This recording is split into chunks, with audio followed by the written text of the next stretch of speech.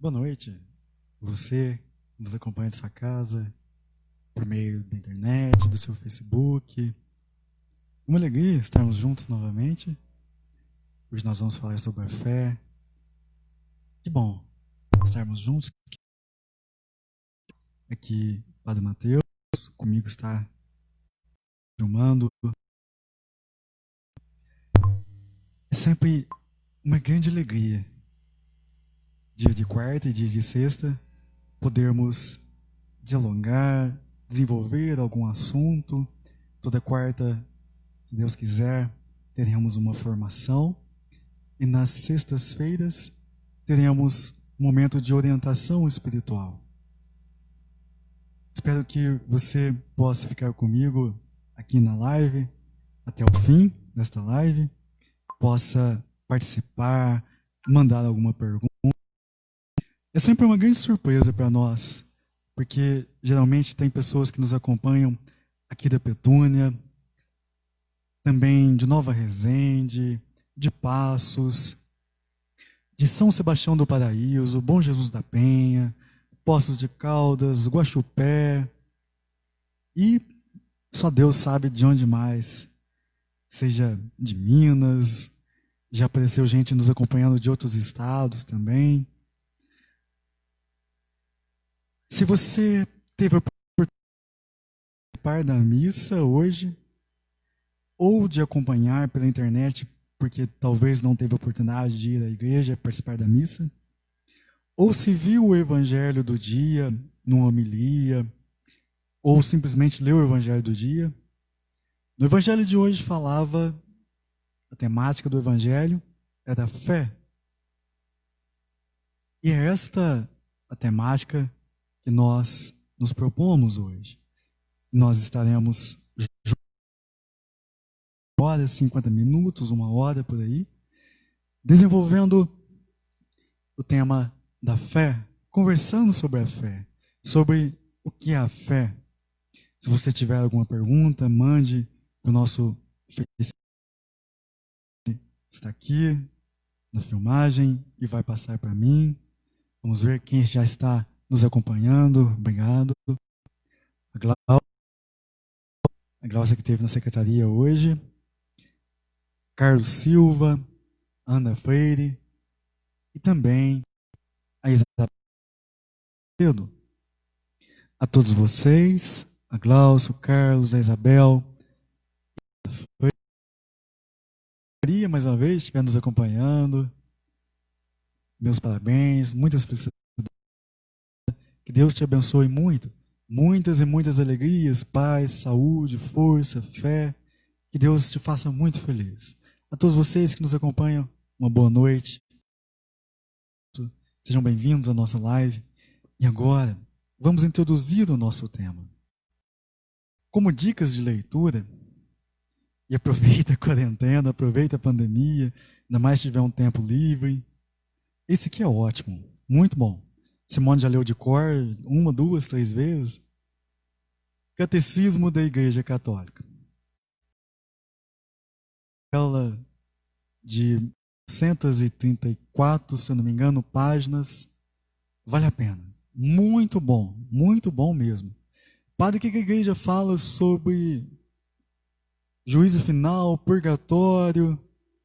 Acho que eu aprendo mais sobre os mandamentos, sobre oração, sobre o creio, a fé. Aqui está um resumo da doutrina da igreja. Esse livro aqui é bom ler uma vez, duas, mais, inteiro. Esse aqui é um pouco difícil de encontrar. Eu consegui encontrar num site chamado Estante Virtual, que é uma livraria que tem o seu site. E se você encontrar nesse site, compra. Esse aqui é pérola rala. Pérola rara. Trava a língua agora. Preciosidade. Vale a pena. Relíquia. A fé em crise. Na época ele era cardeal. Bento XVI, do Papa Bento XVI, na época era cardeal. Seu nome de batismo, Joseph Ratzinger. A fé em crise. Ratzinger se interroga. É uma entrevista que se tornou um livro raro, mas vale a pena procurar, encontrar e ler. E a última dica de leitura, minha estante ficou pequenininha aqui. Jesus de Nazaré. Foi escrito pelo mesmo autor do outro, Papa Bento XVI, na época já Papa. Então, queridos irmãos e irmãs, nós vamos falar da fé, já disse. Agora, sobre a fé, é importante refletirmos. Fé em quê? Ou em quem? O tema da nossa live de hoje, a verdadeira fé em Cristo Jesus. Porém, se nós refletirmos um pouco, e sobretudo o porquê desse tema, esse título, a verdadeira fé em Jesus, como assim? Será que alguém não tem fé de verdade? Será que a fé de alguém não é uma fé genuína, pura, verdadeira? Explico o porquê deste tema que nós escolhemos. No século passado, antes da década de 60, após a década de 60, surgiu um novo modo de interpretar a palavra de Deus, chamado método histórico-crítico. Histórico por quê? Por meio da história, por meio de pesquisas, esse método procura conhecer o contexto, seja dos evangelhos, seja dos escritos do Antigo Testamento ou do Novo Testamento, ou seja, saber o que o autor quis dizer, o que aconteceu na época, o que a comunidade vivia, sofria, ou seja, uma pesquisa de certa forma histórica. E crítico porque critica o texto bíblico. Este método tem coisas boas e coisas ruins. Ele em excesso pode levar, por exemplo, alguém a afirmar: não, Jesus não andou sobre as águas. O autor quis dizer outra coisa. Não, Jesus não multiplicou os pães. Foi a partilha. Não, Jesus não exorcizou. Na verdade, o autor escreveu assim. Mas, repito, isso é o excesso de um método de leitura da Sagrada Escritura, da Bíblia. Ou seja, como diz o povo, tudo que em excesso acaba sendo prejudicial, ruim. Ou seja, um método de leitura e interpretação da Bíblia absolutizado, como se fosse a melhor coisa do mundo, gerou estes problemas. Esta infidelidade à palavra de Deus. Infidelidade ao Cristo. Então, como nos dizia o tema da nossa live, a verdadeira fé em Cristo. E aí, o Papa Bento XVI vem nos ajudar. A verdadeira fé em Cristo, em qual Cristo? O Cristo em que alguns catequistas, padres, talvez bispos, falam que é só um homem, um revolucionário. Veja que este método que a teologia da libertação abraçou com todas as forças de interpretação da palavra de Deus, ele levado ao pé da letra, fez com que Jesus,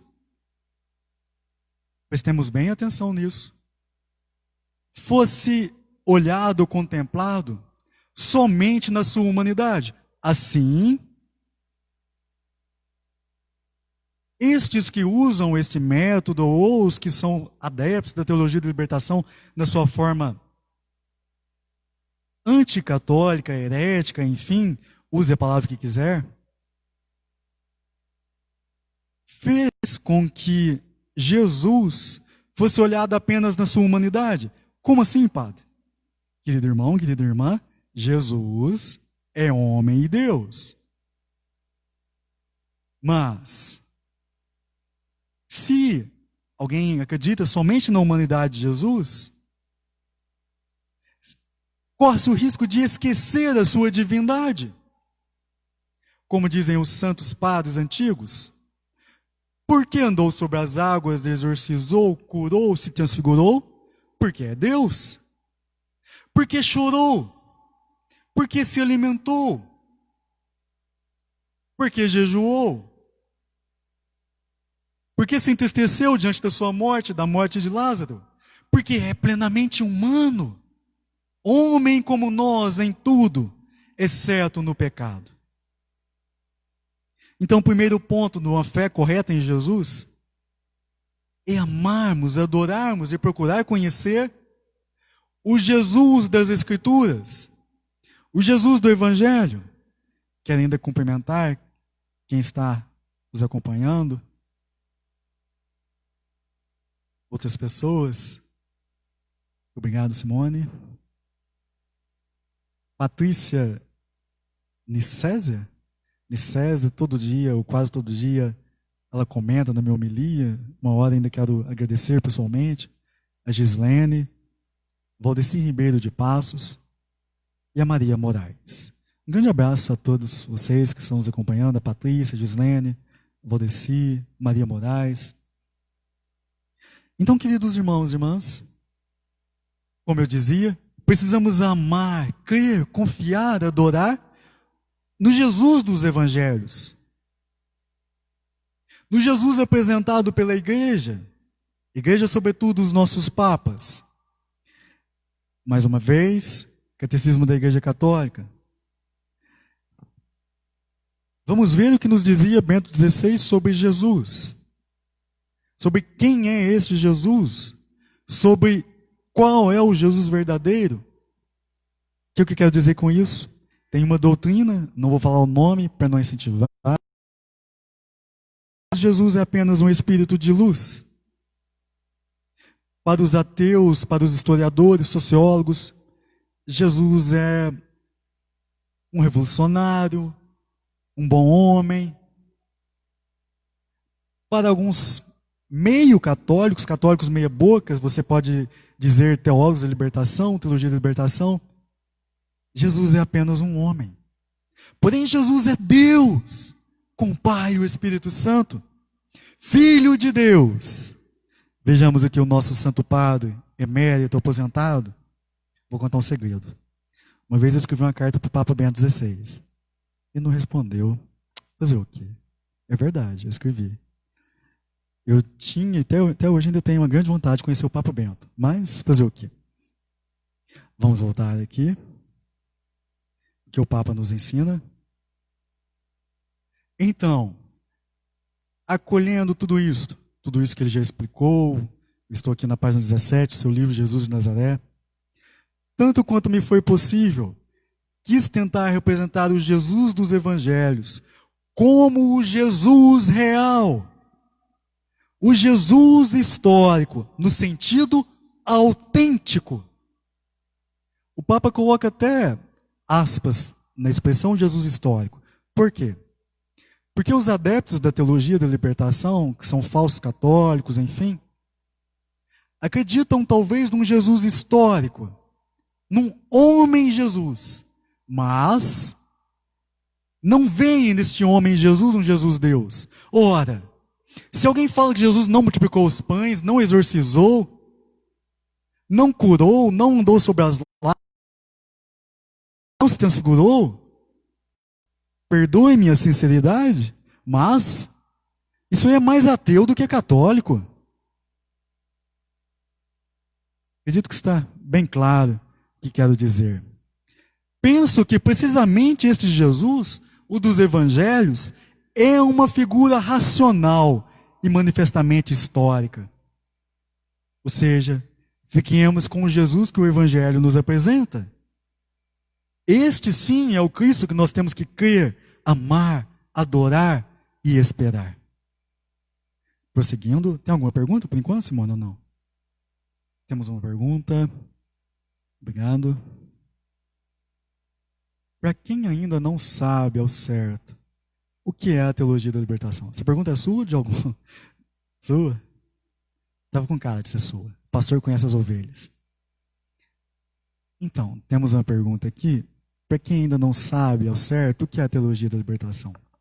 A teologia é uma ciência que reflete sobre a fé.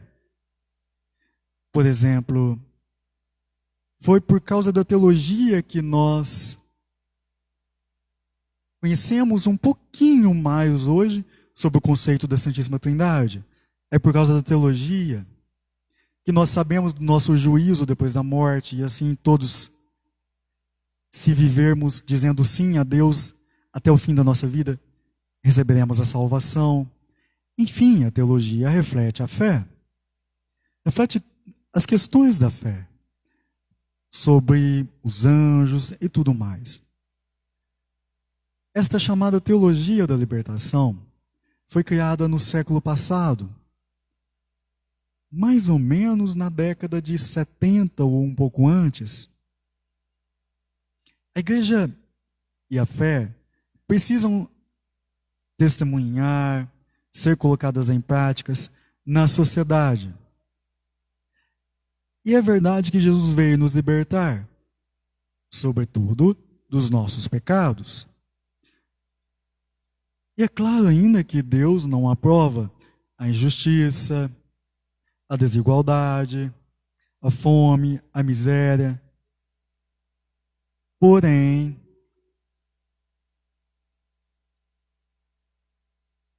alguns excessos foram cometidos nesta chamada teologia, ou seja, a reflexão da fé da libertação. Quais excessos?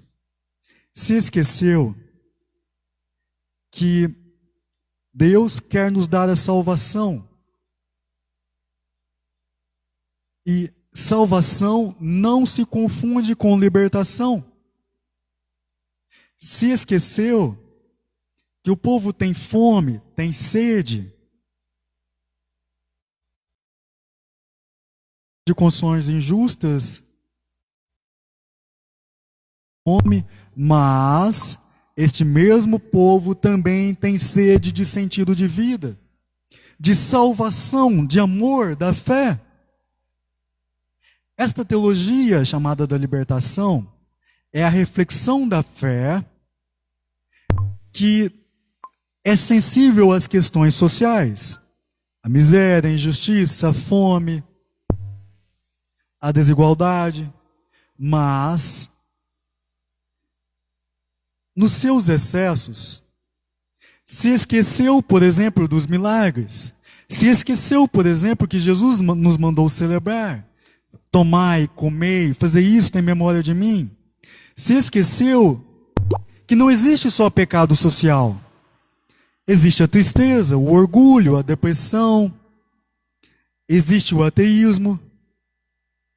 Se esqueceu, e nós podemos pegar a Bíblia e olhar, por exemplo, em Êxodo 3, capítulo 4, que Deus libertou o seu povo do Egito para adorar.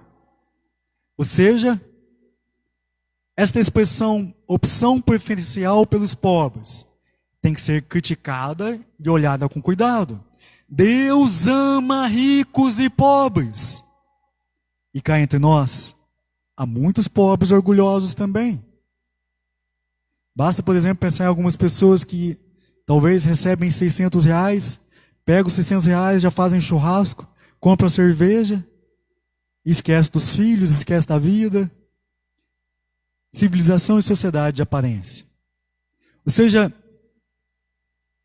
é claro que nós devemos testemunhar o Evangelho, ser justos, pagar as contas, viver uma ética social, uma ética no mundo, não ter no coração nem na vida corrupção. Porém,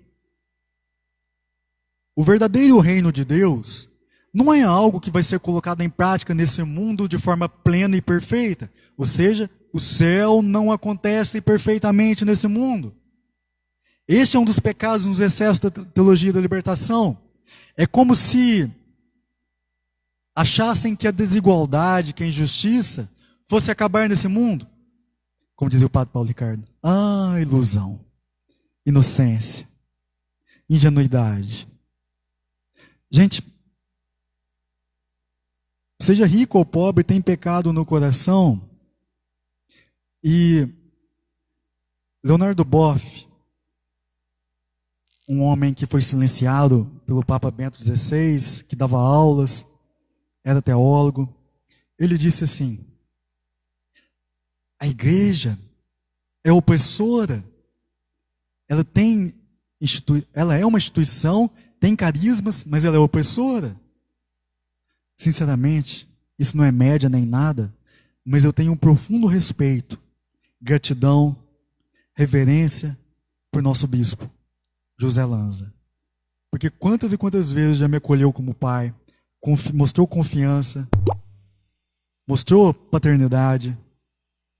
A igreja é uma instituição dada e criada por Deus. Isso é um dos pontos que nós vamos tocar depois, mas eu quis esticar nessa pergunta, porque ela é importante.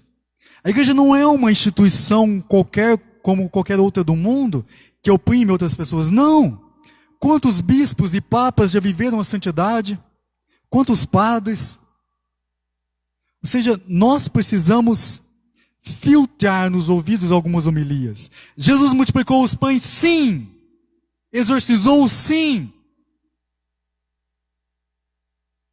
Enfim, voltemos ao Jesus dos evangelhos. Fiquemos com a teologia da igreja, católica, apostólica, romana. Querido irmão, querida irmã, se o teu padre é contra o jejum, reze por ele. Se ele é contra a indulgência, se não fala da vida dos santos, reze por ele.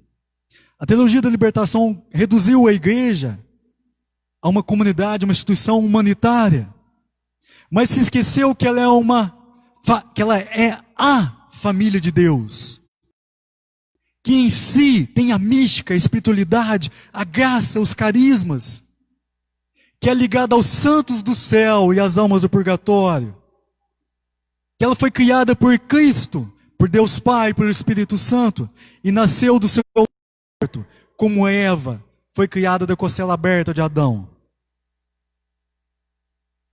Parece uma outra questão? É questão também? Pergunta? Mais participações e perguntas. Nós temos nos acompanhando ainda Roseli, Verônica Ferreira, a Juliana Silva. Nossa Senhora, amanhã eu vou voltar para a academia, faz um dia que eu não vou, a Juliana vai pegar. A Luzia Paulino, a Maria Célia. A melhor academia da Petúnia é a academia, como é que chama lá? Espaço Bem-Estar Saúde, né? Espaço Saúde, Bem-Estar, quem não faz, procura. A dona é um pouco brava, mas é gente boa. Tem uma pergunta aqui. Como podemos medir a nossa fé? Ou seja, a partir de quando a minha fé é verdadeira, como saber se ela é verdadeira? Isso aqui não é pergunta. Dá para fazer um trabalho de faculdade com essas perguntas aqui. É uma pergunta do nosso amigo irmão Carlos. Carlos, eu recordo de um texto bíblico. Jesus fala assim: se tiverdes fé do tamanho de um grão de mostarda, dizereis a uma montanha: sair daqui e vá para outro lugar, e ela te obedecerá.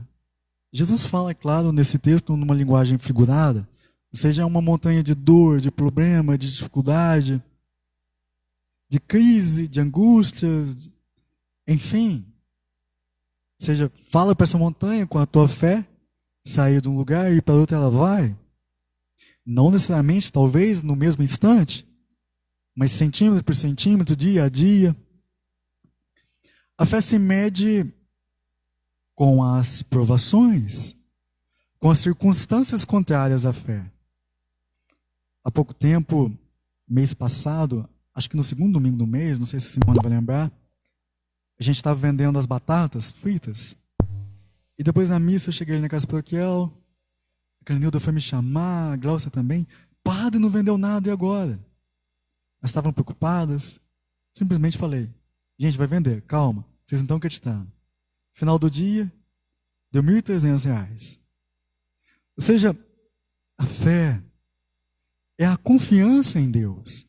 Diz o catecismo da igreja que Deus nos chama, e a nossa resposta uma palavrinha com 2 letras, fé.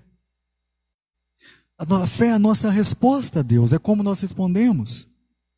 Como dizia Santo Agostinho, a fé é assinar uma folha em branco, nosso mundo de hoje, um cheque talvez, e dar para Deus. Entregar uma folha em branco para Deus. É nos atirar nos braços de Deus. E pelo pouco que eu te conheço, você tem fé, Carlos. Certa vez o Papa Bento XVI desenvolveu uma reflexão em outro livro chamado Introdução ao Cristianismo. E nesse livro ele fala que tanto os cristãos quanto os ateus têm algo em comum. O quê? Os ateus também, eles têm seus momentos de dificuldade na sua dúvida. Como assim? O que eu quero dizer? O que o Papa está querendo dizer com isso? Suponhamos que eu fosse ateu. Não sou. Só um exemplo. Se eu fosse, em algum momento ou outro, a minha dúvida em não acreditar também bateria forte. Como assim? Eu pensaria, segundo o Papa, será que Deus realmente não existe? Os ateus passam por uma inquietação assim. Assim como nós, cristãos católicos, em alguns momentos pensamos, Deus, por que parece que não me ouve? Por que parece que não me escuta e não me atende? Isso toca e bate o coração de todo crente, de todo aquele que crê. Olhamos, por exemplo, para a vida de Jó. Lá no capítulo 40, depois dele ter conversado com Deus, ter se recuperado das suas feridas, das suas perdas, ele fala: agora eu sei que me ouves, pois antes, essa parte é a que eu acho mais bonita no livro de Jó, antes eu ouvia falar de ti, agora meus olhos te veem. Ou seja, Carlos, a nossa fé se mede com as circunstâncias. A partir de quando a minha fé é verdadeira? Eu diria que é quando ela te ajuda a passar pelas provações, as dificuldades. Pois a fé não é um processo psicológico de autoilusão ou autoengano, mas é a condição para uma amizade com Cristo. É a nossa confiança nele. Da mesma forma, por exemplo, que você tem uma fé, vou usar essa palavra, para acreditar que teus filhos te amam, que a tua esposa te ajuda a encontrar Deus. Ou seja, a nossa fé é verdadeira quando os fatos nos mostram. Você, por exemplo, teve alguns contratempos na vida, alguns momentos de dor, e acredito que você superou com a tua fé. Então, acreditemos que é uma fé verdadeira. Como saber se ela é verdadeira? Como eu já disse agora, de acordo com os frutos da fé também. De acordo com aquilo que você vence com os frutos da fé. E quais são os frutos da fé? A alegria, o amor, a esperança, a paz, a firmeza, a resistência perante os desafios, entre outros. Deixe-me ver aqui nosso tempo. Perguntas? Participações? O Marco Aurélio, seu cunhado. Marco Aurélio lá de São João da Boa Vista. Marco Aurélio, vamos viajar de novo qualquer dia, se Deus quiser. Abraço, Marco Aurélio. Marcelo Paulo. Rogério Andrade é lá de Passos. Um abraço para o Rogério. A Fernanda, lá de Nova Resende. Fernanda, esposa do Juninho, mãe da Larissa e da Ana Carolina. Um abraço. Helena Olino. A Clenilda Maria Oliveira de São José. Tamanho de nome dela. É Maria de São José ainda. A melhor secretária da Petúnia.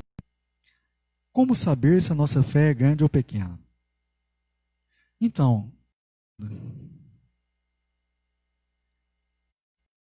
como dizia aquele versículo, Jesus fala, se vós tiverdes fé do tamanho do grão de mostarda, e o grão de mostarda é pequeno,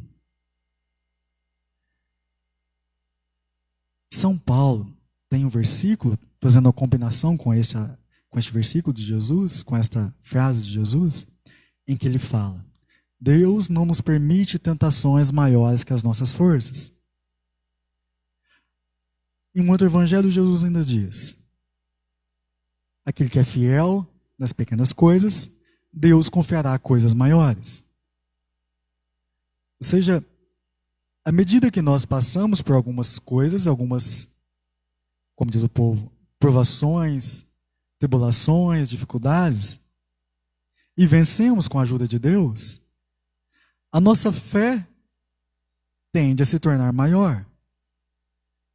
Até chegar ao ponto, se Deus assim nos dar e permitir, a ter uma fé extraordinária. Uma fé que, por meio de nós, Deus pode até fazer milagres. Isto é possível, por que não? Eu creio. Quantas pessoas nós vemos na Canção Nova, por exemplo, seja o Ironia, aquele padre Rufus, que eu acho, se não me engano faleceu, né? Entre vários outros, que por meio dessas pessoas Deus já curou. Santa Rita, aconteceu isso com os santos. Então, quantas circunstâncias mais nós atravessamos e vencemos com a ajuda de Deus, mais a nossa fé vai se tornando maior. Eu recordo uma frase de Winston Churchill, ex-primeiro-ministro da Inglaterra, na época da Segunda Guerra Mundial. Não sei dizer se ele era católico, protestante ou não, mas vamos pegar a frase dele. Ele dizia: se estiver atravessando o inferno, não pare. Parece estranha a frase, mas calma. E vamos pegar os verbos. Atravessando, não pare. Atravesse. O que for que você estiver vivendo, acontecendo na sua vida, e não pare. Vamos ao nosso tema, senão não dá tempo de terminar. Aliás, tentar continuar e terminar. Então, depois de falar... Pergunta? Ainda não.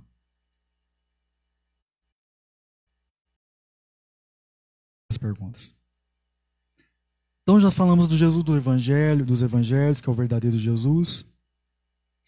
E para viver ainda uma fé verdadeira, autêntica, temos que voltar na verdadeira igreja. Como assim, padre? O Papa vem nos explicar o que quer dizer esta expressão, a verdadeira igreja. Antes de chegar aqui na página do livro, eu já vou explicar simplesmente com poucas palavras. A igreja é de Cristo. E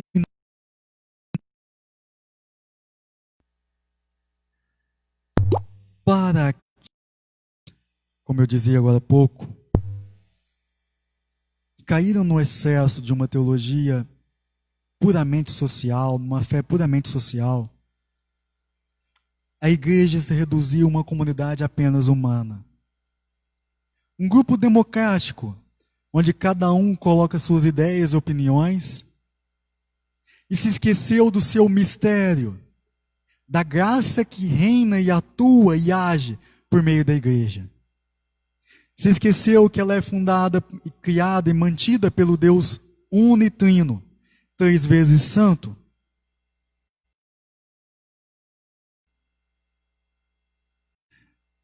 Vamos ver o que o nosso Santo Padre 16 nos mostra. As raízes da Cristo é a ideia de igreja. Começa o título aqui, não é nossa.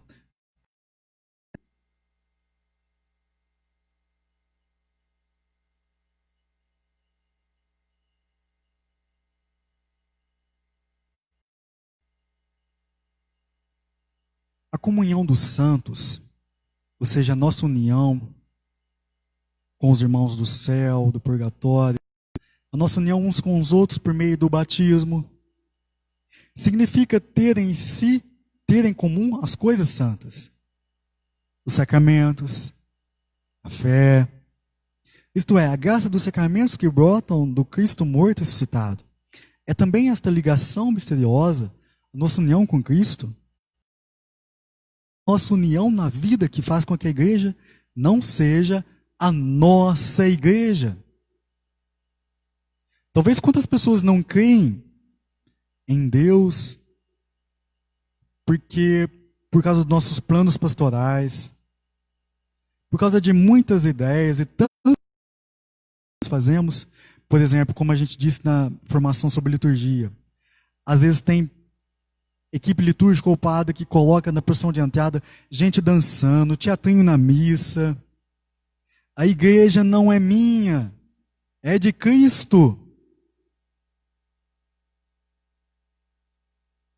Não seja a nossa igreja, mas de quem poderemos dispor a nosso bel prazer. Ou seja, se ela não é nossa, a gente não pode fazer da igreja o que a gente quer. Tem gente que tem mania de falar assim, eu acho que a igreja tinha que liberar a comunhão para quem casou, separou e está junto da pessoa. Leia o evangelho antes de pensar assim. Veja o que o catecismo da igreja fala antes de pensar assim. Nem o Papa Francisco ainda não mudou e não tem como mudar isso. Tudo aquilo que for apenas nossa igreja, não é igreja no sentido profundo. Pertence ao seu aspecto humano, portanto, acessório e transitório. Ou seja, igreja no sentido profundo, verdadeiro, eterno, é de Deus, não é nossa. Quantas coisas que são nossas que nós nem cuidamos direito? Por isso, saiba que a igreja é de Cristo. Ou seja, não é um clubinho, não é um grupo, não é uma ONG. É a casa de Deus. E ainda explica o Papa, mas a igreja de Cristo não é um partido, não é uma associação e nem um clube. A sua estrutura profunda não é democrática, e sim sacramental. É o batismo que faz com que alguém pertença à igreja, que entra para a igreja. Veja que as nossas opiniões não podem transformar e fazer a igreja. Mas a nossa vida vivida em santidade, aí sim. É uma pergunta? Participação? Perguntas? Marco Aurélio. O ateu também pode ter fé. O ateu sabe que Deus existe, mas não aceita Deus. É isso, padre. Então, Marco Aurélio, na verdade, o catecismo da igreja ensina, sim, que somente quem é batizado tem fé. E batismo válido. Não é qualquer batismo. Batismo em nome da Trindade, Deus Pai. O ateu poderia ter uma impressão de Deus, poderia buscar, poderíamos dizer que ele talvez desejaria, mas, ou numa linguagem filosófica, um sentimento religioso. Como assim? Uma admiração, uma busca. Isso não supõe, não é o mesmo que a fé. O ateu poderia desejar a fé e fazer uma catequese, ser batizado, entrar para a igreja, mas a fé é um dom que Deus dá aos batizados. Sua pergunta é um tanto perspicaz, esperta, inteligente. Nós poderíamos, se disséssemos que o ateu tem fé, dizer que um índio tem fé, ou que um pagão tem fé, que um budista tem fé? Não. Alguém batizado em nome da Trindade tem fé. Somente este alguém. Pois a fé é dom de Deus. Não é produto da nossa inteligência, dos nossos trabalhos. É uma graça que Deus dá no batismo. Não tem como um ateu ter fé, a não ser que ele seja batizado. Principalmente na Igreja Católica. Vamos ver. Às vezes a gente ouve, para ter a fé não é preciso ir na igreja. É verdade isso? Pergunto a você. Você foi batizada em casa? Creio que não. Casou em casa? Creio que não. Se você receber a comunhão em casa, quer dizer que você está doente. Ou suponhamos que não estamos numa pandemia. Ou seja, os sacramentos são dados em uma comunidade de fé, a igreja. Eu falo a partir de mim. Certa vez, quando eu era seminarista, estava num momento de angústia, de desânimo, e fui lá na catedral, a nossa sede diocesana, lá em Guaxupé, quando morava no seminário lá em Guaxupé. Fui, rezei diante do Santíssimo, depois sentei num dos bancos, e sentou uma mulher do meu lado, uma senhora, e começou a me falar da vida dos santos, começou a me consolar, me animar. Outra vez eu estava numa igreja, lá no Educandário, em Passos, e veio um padre senhor, bem senhor, começou a conversar comigo, a me dar vários conselhos também. Ou seja, fé é sinônimo de vida comunitária. O eu creio tem que ser sustentado por nós cremos. Judas não. São Tomé, por exemplo, viu o Senhor junto dos outros apóstolos. Individualismo. Preguiça de rezar na igreja e ficar só em casa. Não é sinônimo de uma fé robusta e forte. Quem crê, precisa crer com os irmãos e irmãs. Então, para ter fé, viver na fé, é preciso ir na igreja sim. De que maneira devemos alimentar a nossa fé? Nesses tempos em que a fé autêntica tem sido, por vezes, banalizada. Por que não, sobretudo no momento que você estiver em casa, assistir a bons filmes? Por exemplo, Paixão de Cristo, do Mel Gibson. Tem um outro, se você não viu, recomendação agora, se chama Homens e Deuses, muito bom. Tem um outro que se chama O Grande Silêncio, tem no YouTube, acredito, muito bom. Tem um outro, esse é só em espanhol, mas muito bom, vale a pena. Um Deus Proibido. Por que não ver palestras, pregações? Por que não ler? Ontem, Simone e eu, a gente conversava sobre umas coisas aqui da paróquia, da Pascom. Aí passava algumas orientações, a gente resolvia coisas da paróquia. E ontem era minha folga. Aí ela, padre, amanhã a gente resolve, hoje é só folga. Eu brinquei, folga? Hoje eu já terminei um livro, estou começando outro, já dei um fumo nas pessoas. Ou seja, para pesquisar a doutrina da igreja.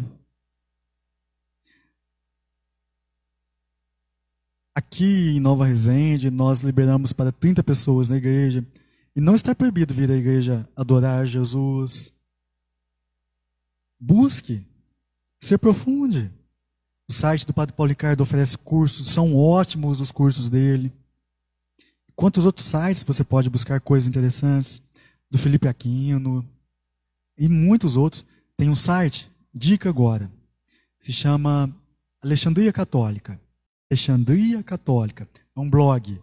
E nesse blog tem livros para baixar de graça. E ótimos livros. Vamos prosseguir. Tem pergunta, alguma participação que você não anotou? Participação? Acredito que talvez nem vai dar tempo de falar tudo que eu preparei aqui. Hã? Minha tia? Eliane Gonzalez. Um abraço para minha tia.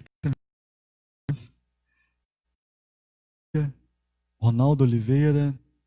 Daniela Divino.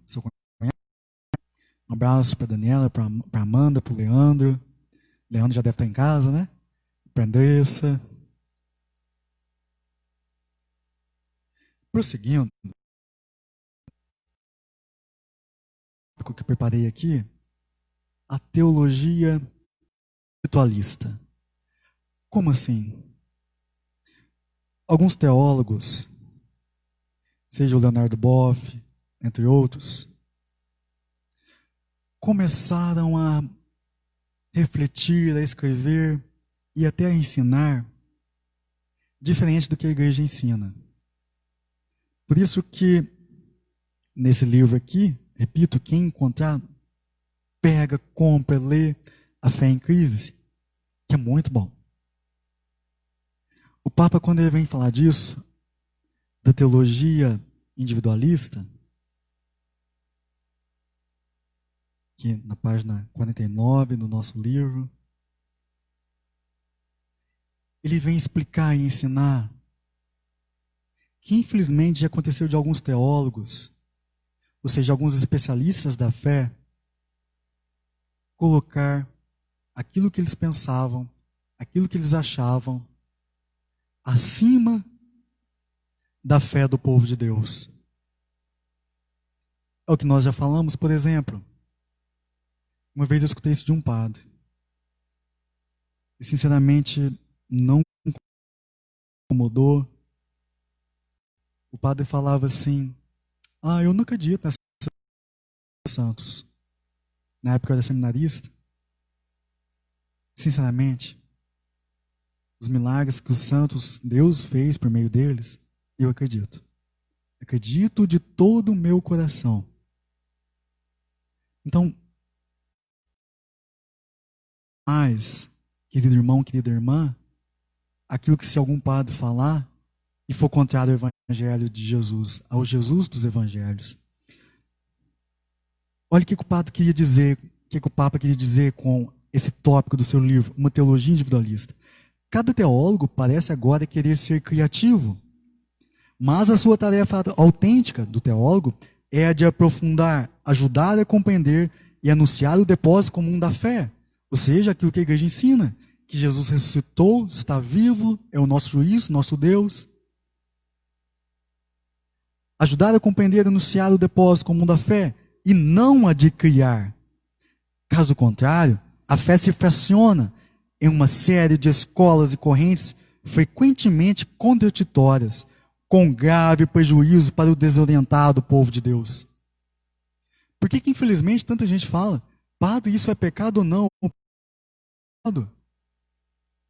Entre outras coisas, porque tem gente ensinando coisa diferente daquilo que a igreja ensina. Infelizmente o nosso povo fica perdido. Porque tem teólogo, tem padre, tem bispo que quer ser criativo. E nessa criatividade, acaba sendo infiel àquilo que a igreja ensina. Pergunta? Oi? Vou ter que encerrar mais cedo, o celular da Simone está acabando a bateria. A Gislene. Para ter uma fé viva e renovada, necessitamos revigorá-la todos os dias, em todos os momentos. Tá certo, Gislene? Por isso a oração, a leitura da palavra de Deus, a adoração, filmes de santos, a confissão, a orientação espiritual. Lourdes Moraes. Quem não é batizado não tem fé? Se esse livro aqui, chamado Catecismo da Igreja Católica, fala que nós recebemos a fé através do batismo, ora, então se só recebe a fé através do batismo, assim, quem não tem fé, quem não é batizado, não sou eu que estou dizendo, é a igreja, são os papas, Bento XVI, João Paulo II, é Roma, são as pessoas que, com mais inteligência, mais sabedoria, mais experiência que eu, nos ensinam. Não estou dizendo a minha opinião, mas é verdade. Vamos prosseguir, que o nosso tempo já vai adiantar, o da bateria da minha chefe está acabando, o celular dela, bateria. Catequese fracionada. Se assim, cada teólogo quis ser criativo e não ensinou o que a verdade ensina, alguns, infelizmente, a catequese sofreu as consequências. Por exemplo, aqui falou o Papa que a base da catequese deveria ser os mandamentos, os sacramentos, a oração e a fé, o creio. Essa é, por exemplo, a estrutura deste livro. O creio, os mandamentos, os sacramentos e a oração. Quantos catequistas, infelizmente, levam dinâmica, fazem joguinho, mas parece que falta algo mais substancioso. Vou dar um exemplo. Se eu falar uma verdade de fé básica, Jesus é homem e Deus. Então, Jesus é uma pessoa só com duas naturezas. Homem e Deus. Nossa Senhora morreu ou não? Morreu não, Simone? Apertei a catequista. Morreu. Se Jesus que é Deus morreu, por que ela não iria morrer? Quem está ressuscitado no céu? Quem está, Simone? Quem... Catequista de novo. No céu está ressuscitado Nossa Senhora e Nosso Senhor. Como assim, padre? A ressurreição, segundo o catecismo da igreja, é a união novamente de nossos corpos e nossas almas. Ou seja, a igreja ensina: todos vivem uma só vez, morrem e serão julgados. Porém, na volta de Jesus ao nosso mundo, no dia final, no julgamento de todos, ou seja, o dia que Jesus voltar, todos ressuscitarão. Suas almas se unirão novamente a seus corpos. Agora, no céu já tem dois ressuscitados, Jesus e Maria Santíssima. Mas e os santos? Estão em almas. Estão apenas com suas almas, seus espíritos. Um dia eu escutei num velório um padre falando: ah, fulana tal já está ressuscitada. Mentira, heresia, não sabe a fé, não leu o catecismo. Prosseguindo. Igreja e Escritura. Gente, a Bíblia, deixa eu ver o nosso tempo. Aguenta mais 10 minutos, pelo menos? 10 minutos? Sim, não? Mais ou menos? Vamos tentar. Quem está assistindo, reza aí para o celular da Simone aguentar. Depois, qualquer dia que eu conversar com o marido dela, talvez ela vai querer que ele dê um celular novo para ela. Oi? Ah, ela filmou a missa também, verdade. Escritura e igreja. A Bíblia nasceu da igreja.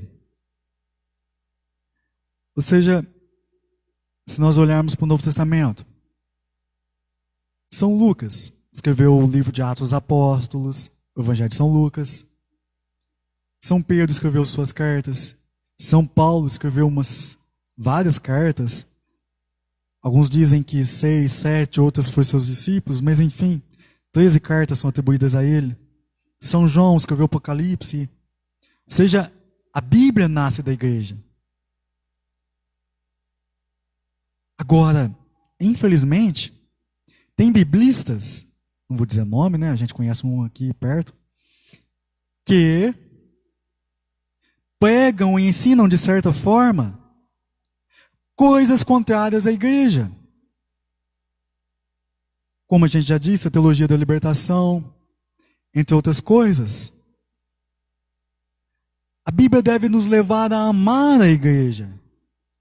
Um estudo correto, uma leitura correta da Bíblia deve nos levar a amar a igreja, a venerar, a respeitar a igreja. Existe um vínculo, uma união que não pode se romper. Que eu acabei de dizer: igreja, Bíblia, Bíblia e igreja. Ou seja, SEBs, grupo de reflexão, se não levar ou não cultivar uma leitura atenta da palavra de Deus, que nos leva a amar, respeitar, venerar a igreja e ler a Bíblia no seio. E seio, eu digo como se a igreja fosse uma mulher mesmo, no colo da igreja. Esta leitura não é correta. Deixa eu pegar para exemplificar o que o Papa quer dizer com isso.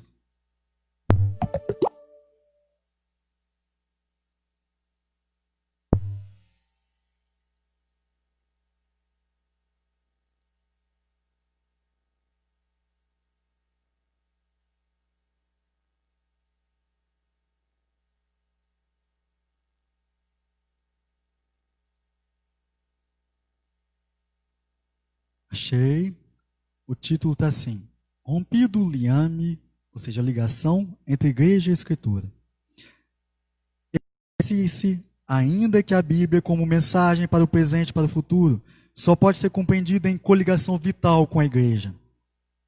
Ou seja, antes de eu interpretar, deixa eu ver o que o catecismo fala sobre esse texto. O que o Papa fala. Acaba-se dessa forma lendo a escritura não mais a partir da tradição da igreja, tradição com T maiúsculo, ou seja, o que os santos ensinaram sobre tal texto, o que os padres antigos falavam, mas a partir do último método que se apresente como científico. Lembram que lá no começo eu falava de um método de ler a Bíblia chamado método. Quando se leva a sério esse método de forma como se ele fosse a melhor coisa do mundo, aí tem missa que o PT é adorado, que vira encontro político, tem missa que a Eucaristia não é adorada, que a liturgia é desprezada.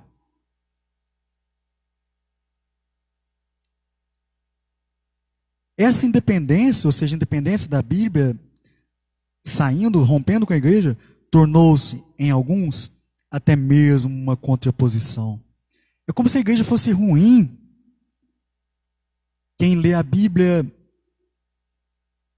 esquecendo que ela nasceu da igreja.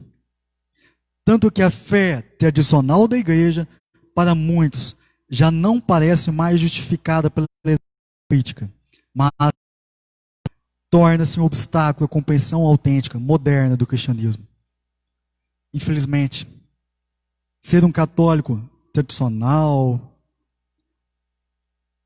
é como se alguns que lessem apenas a Bíblia, mas esquecessem que ela nasceu da igreja, dos primeiros bispos que foram os apóstolos.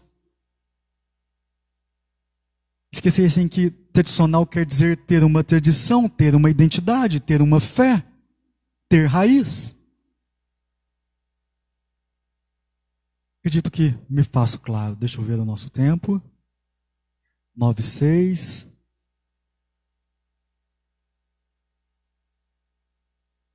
Último assunto, último tema antes de encerrarmos. E a gente vai até 9:10. Espero, se Deus quiser, que a bateria do celular da chefe da Pascom aqui vai dar.